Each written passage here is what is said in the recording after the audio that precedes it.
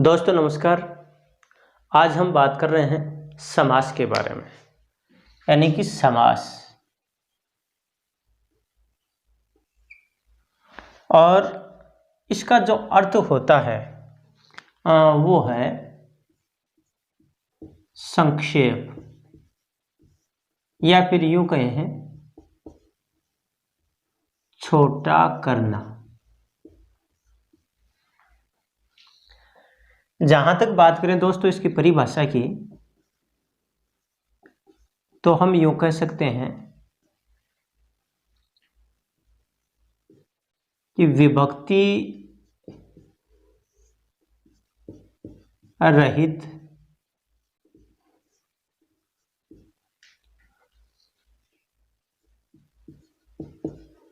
शब्दों के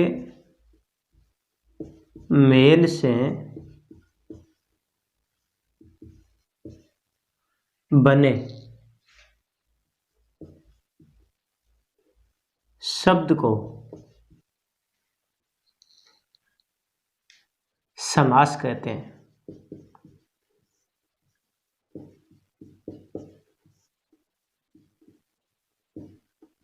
यहां पर दो बातें हैं, और वो दो बातें क्या हैं? पहली बात तो यह है कि शब्दों का मेल, शब्दों का मेल। अब शब्दों का जो मेल है, दो शब्द आपस में मिलते हैं। वहीं पर इसमें दूसरी बात यह है कि विभक्ति का लोप, विभक्ति का लोप, ये दो चीजें हैं। यानी कि विभक्ति का तो लोप हो उसमें, और दो शब्दों का संयोग हो, दो शब्दों का मिलन हो, मेल हो, और फिर जो नया शब्द बनता है, यानी कि उसको क्या कहते हैं? समास। और उसे समास ही नहीं बल्कि अन्य नामों से भी जाना जाता है, जैसे समास। वहीं पर जो नया शब्द बना है उसको समस्त पद, या फिर यूं कहें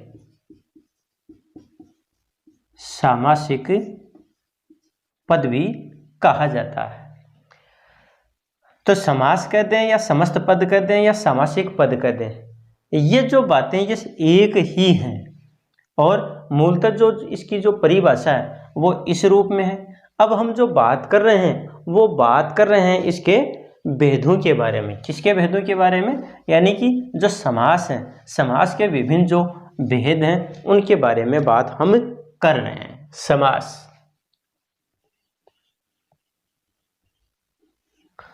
और इसमें सबसे पहले अव्ययी भाव, उसके बाद में तत्पुरुष, फिर है द्वंद्व, द्वंद्व के बाद में है द्विगु, फिर बात आ जाती है कर्मधारय, और अंत में बहुव्रीहि, बहुव्रीहि समास। कहने का मतलब ये समास के विभिन्न भेद हैं। हालांकि जो भाषा के जो विद्वान हैं उन्होंने इसमें और भी कई भेद उपभेद किए हैं, लेकिन मुख्य रूप से अपने यहाँ पर जो बात आती है, सर्वप्रथम उन बातों को अगर आधार बनाए तो यहाँ पर यही, यानी कि जैसे कि अव्ययी भाव, तत्पुरुष समास, द्वंद्व समास, द्विगु समास, कर्मधारय समास और बहुव्रीहि समास, ये इसके मूलतः भेद हैं। इनमें जैसे कि कई जगह हमें इनके भेद कम या ज़्यादा मिल सकते हैं, पर जो प्रचलन की दृष्टि से जो चीज़ें सामने आ रही हैं उनमें ये बातें मुख्य रूप से हैं। अब हम इनमें सबसे पहले जो बात करेंगे वो बात करेंगे किसके बारे में? अव्ययी भाव समास के बारे में। तो यहाँ पर दोस्तों सबसे पहली बात देखिए कि अव्ययी भाव समास की बात करें हम, तो इसमें शब्द क्या दे रखा है?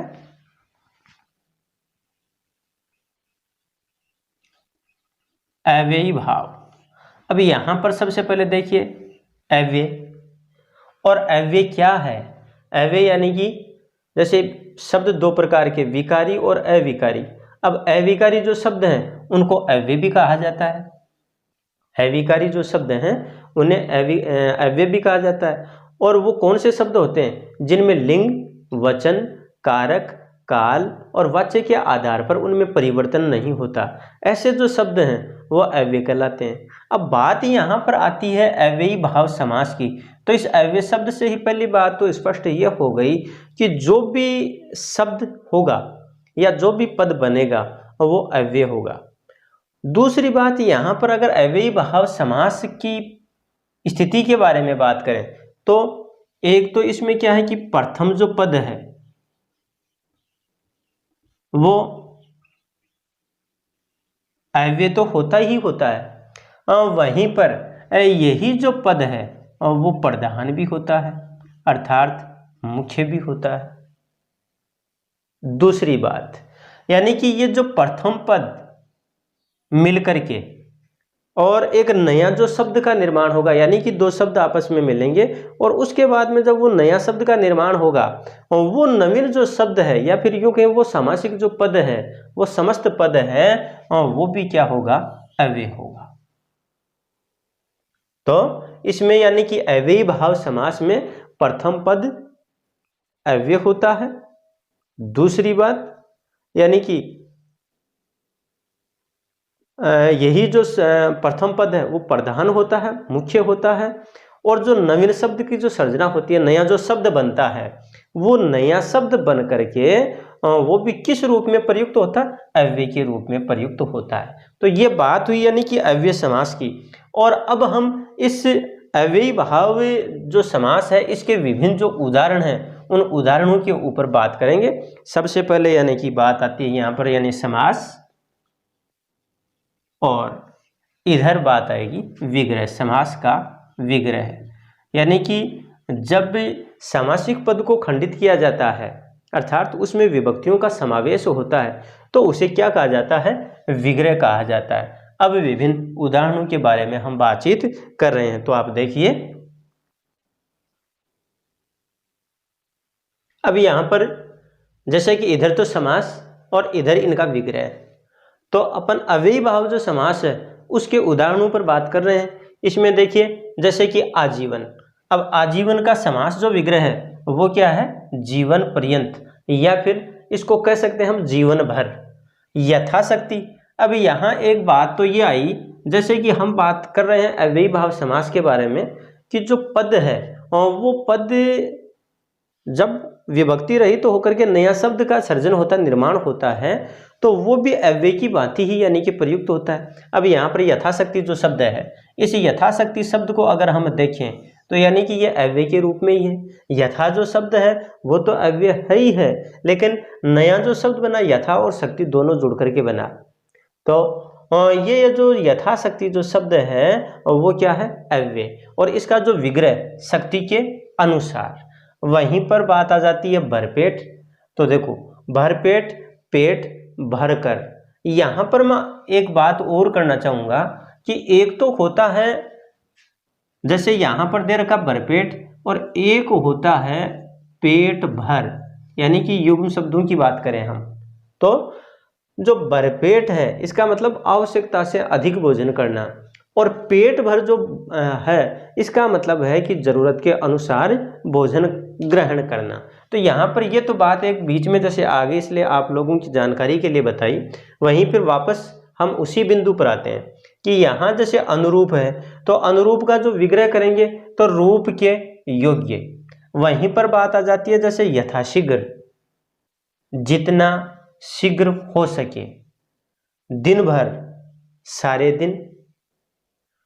वहीं पर प्रतिदिन, प्रत्येक दिन भी कह सकते हैं, दिन, दिन भी इसका विग्रह होता है और हर दिन भी इसका विग्रह होता है।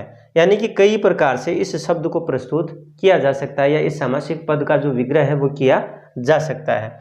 और वहीं पर जैसे प्रत्येक है तो प्रत्येक में क्या है?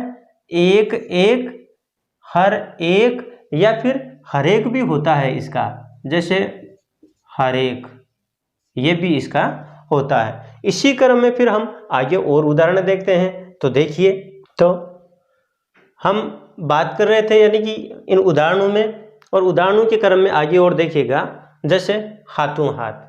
अब हाथों हाथ जो शब्द है, सामासिक जो पद है, उसका विग्रह क्या है? हाथ ही हाथ में। उसी तरह से जैसे रातों रात भी होता है, तो रात ही रात में। जहां तक बात आती है हाथों हाथ की, तो एक चीज और भी आती है हाथों हाथ में, यानी कि एक हाथ से दूसरे हाथ तक, ये बात भी आ जाती है। एक हाथ से दूसरे हाथ तक, यानी कि ये बात भी इसमें शामिल होती है। इसका विग्रह इस प्रकार से भी हो सकता है। यहां पर बात जैसे कि रातों रात की आई, तो रात ही रात में उसका विग्रह होगा। इसका मतलब उसमें यह नहीं हो सकता है कि एक रात से दूसरी रात तक, क्योंकि उसमें समय का अंतराल बढ़ जाएगा, इसलिए वो विग्रह उसका नहीं हो सकता। वहीं पर इसी क्रम में आगे बात करते हैं, जैसे यथाक्रम, क्रम के अनुसार, निर्विवाद, बिना विवाद के, निडर, बिना डर के, निर्विकार, बिना विकार के। विकार का मतलब होता है बुराई। यथासंभव, जितना संभव हो सके। यथा समय, जो समय निर्धारित है। वहीं पर अनजाने, बिना जाने हुए। प्रतिवर्ष, वर्ष वर्ष या फिर हर वर्ष। वहीं आगे बात करें, आमरण, मृत्यु पर्यंत, आजन्म, जन्म पर्यंत। उसी तरह से जैसे कि आमरण या आजन्म है, एक शब्द और होता है, और वो शब्द होता आसमुदर। आसमुदर यानी कि समुद्र पर्यंत। यहां पर जैसे है ना आजन्म या आमरण, उसी तरह से ये भी क्या हो जाएगा? समुद्र पर्यंत। यथाविधि, विधि के अनुसार। समक्ष, अब यहाँ समक्ष यानी कि सामने, और वो भी किसके? अक्षी के। अक्षी का मतलब क्या है? आंख, यानी कि आंख के सामने। बेचैन, बिना चैन के, बिना सुख के। प्रतिक्षण, हर पल। फिर है हर पल। हर पल में देखिए यानी कि प्रतिक्षण, हर क्षण। वही है प्रतिपल, हर पल। निडर, बिना डरे हुए। लाजवाब, जिसका जवाब न हो। निर्जल, बिना जल के। दोस्तों, ये सारे के सारे जो उदाहरण हैं, ये उदाहरण विभिन्न जो प्रतियोगी परीक्षाओं में पूछे गए हैं, उन्हीं उदाहरणों का यहाँ पर संकलन किया गया है। मेरा प्रयास है, और मैं ये मानता हूँ कि आप लोगों को ये अव्ययी भाव समास के जो जितने भी जो ये उदाहरण हैं, ये सारे के सारे जो उदाहरण हैं, आपके लिए बहुत लाभदायक सिद्ध होंगे। और इसलिए मैं आपसे आग्रह भी करता हूँ कि अगर आपने अब तक इस चैनल को सब्सक्राइब नहीं किया है, तो इसको निश्चित रूप से सब्सक्राइब कीजिएगा। और आगे आने वाला जो अपना वीडियो है, वो वीडियो एक नया इसी का जो भेद है समास का, यानी समास में अगला जो भेद है, उस भेद को लेकर के आएंगे। तब तक के लिए नमस्कार, धन्यवाद।